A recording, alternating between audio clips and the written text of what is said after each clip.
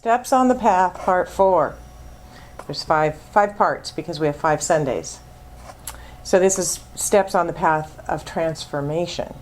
That's what we're looking at. So during this month, we are looking at some of the teachings of Jesus as a roadmap to transformation, because he was the master teacher. And we're doing this by delving into the 15 steps of to an expanded God or Christ consciousness.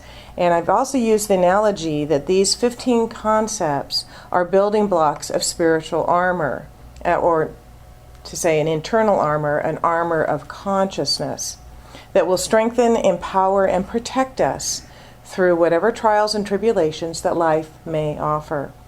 And we're looking at the 15 concepts, and I didn't bring the book this morning because I'm still reading parts of this as I write my talks, but it's concepts of Jesus that are interpreted by Deepak Chopra's book, The Third Jesus. Has anybody read his book, The Third Jesus?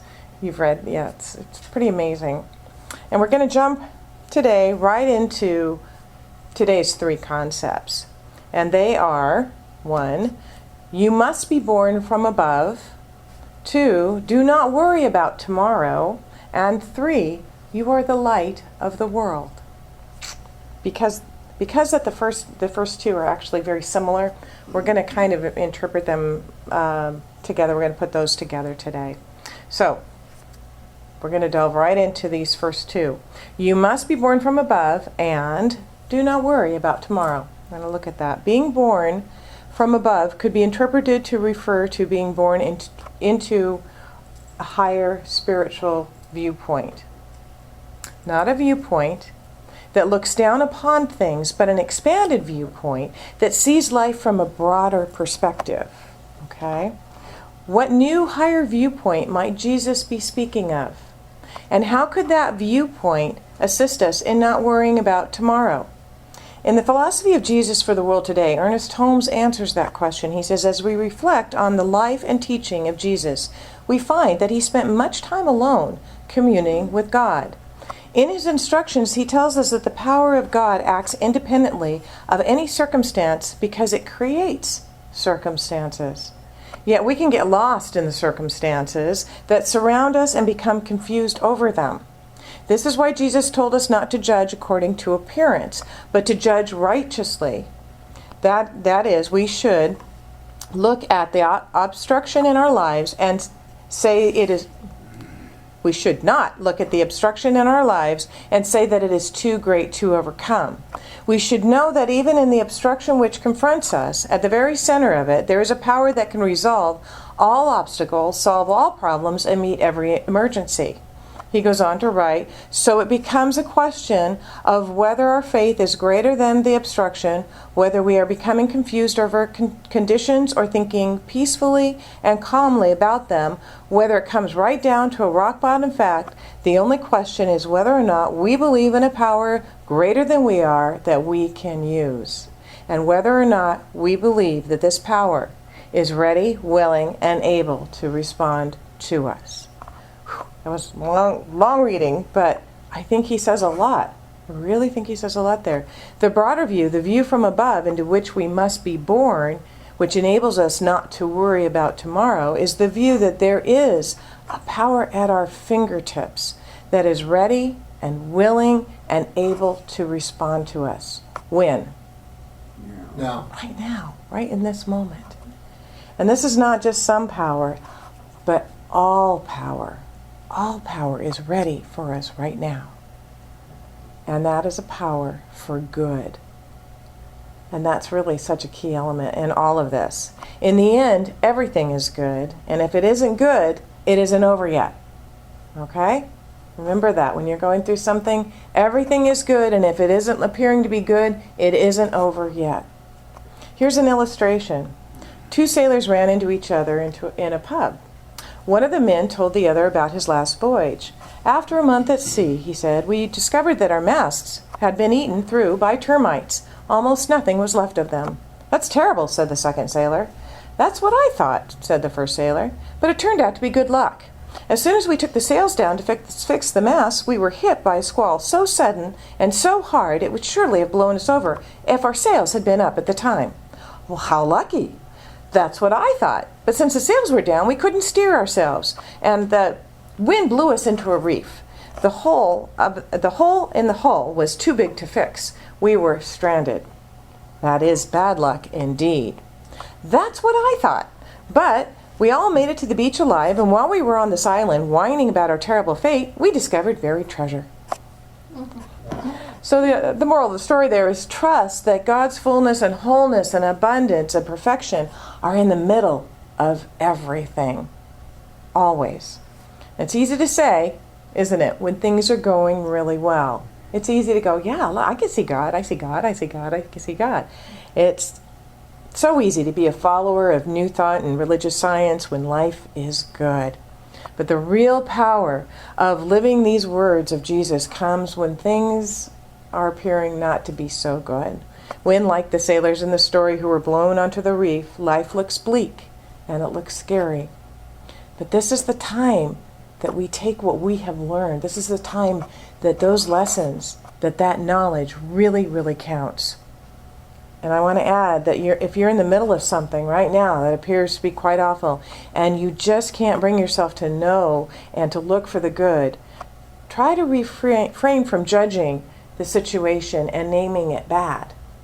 If you can't get to the part where you can say, okay, I know it's all good, I'm looking at it, I know it's all good, don't name it bad, just say it is.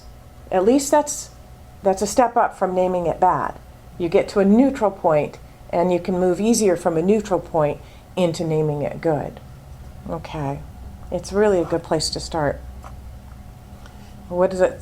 It's all good, or it is what it is. I mean, these are sayings that people are saying that help you stay in the present moment. Well, it is what it is, and you're not naming it good or bad, just naming it. So, onward to number 2. You are the light of the world. I love that.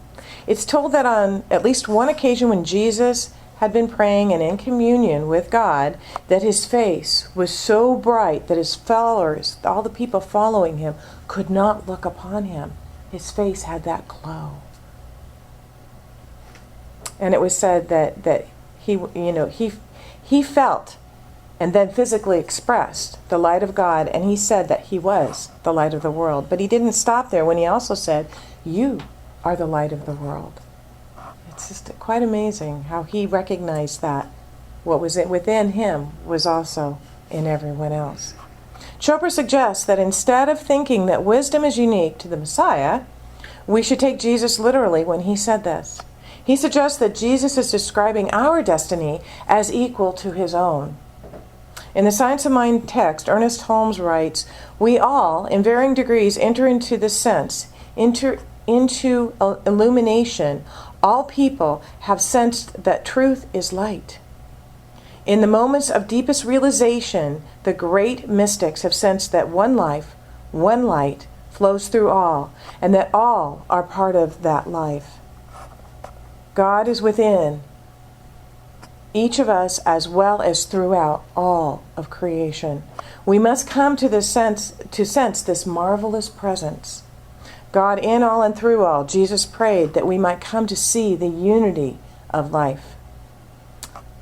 There once was a kindergarten child who had visited many churches in Europe with beautiful stained glasses. Anybody been to Europe and seen the beautiful stained glasses in the churches? Allison, have you seen any beautiful stained glasses? Okay. And she came back and the teacher was asking the class, does anyone know who the saints are? And she says, I know. She says, saints are the people the light shines through. Because all those stained glasses were of the saints. And she saw the light shining through them. What an incredible impression she got. Keeping your light shining does not mean that you are happy all of the time.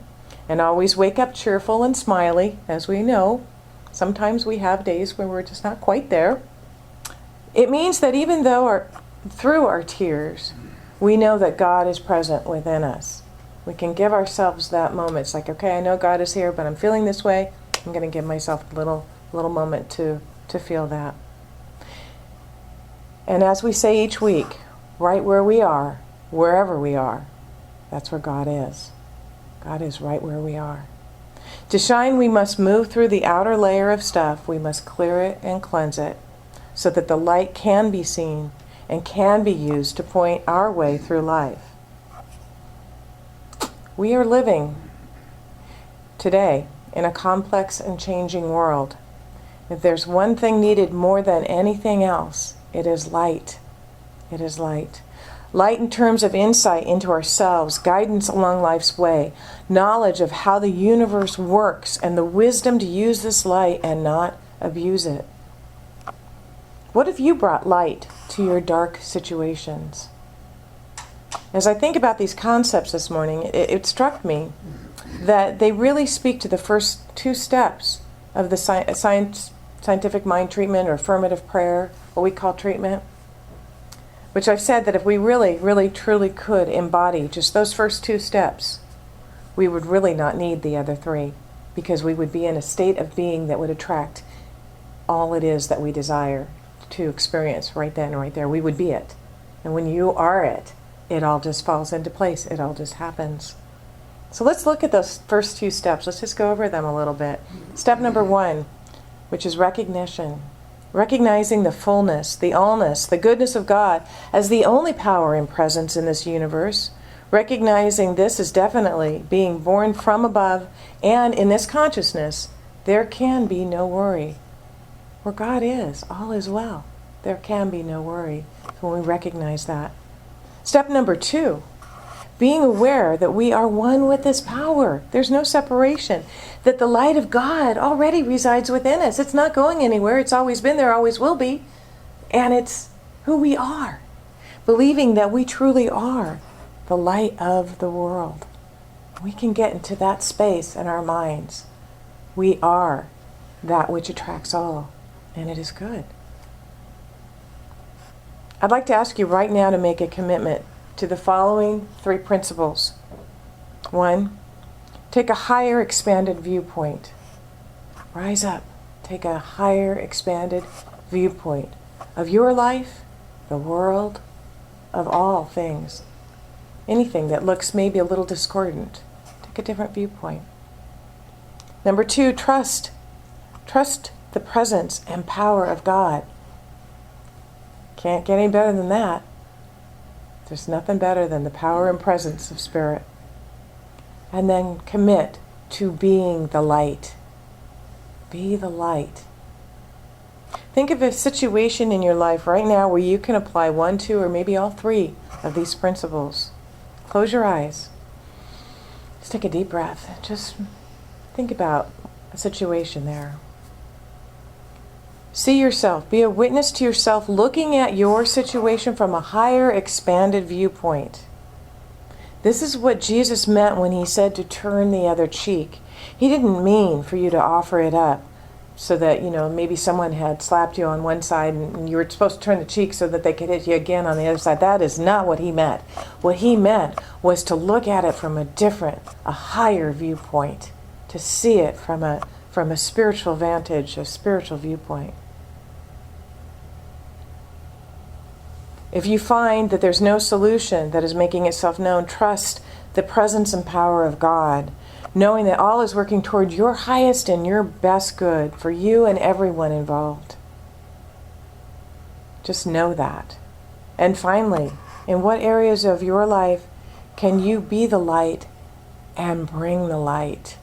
Is there an area in your life right now where there may be a little darkness, or maybe even just a little cloudy, or just maybe the path isn't quite as clear and you need a little clarity? Bring the light and be the light.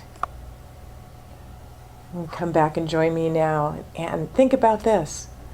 What would happen in our world today if everyone allowed their light to shine? Where would we be? What would happen? Wow. I'd like to think about that. That's something I'd like to see. So remember these 3 truths. You must be born from above. There's no other place. There's no other place you could have come from. You were born from above. Do not worry about tomorrow. It's nothing to worry about. And you, each and every one of you are the light of the world. And so it is.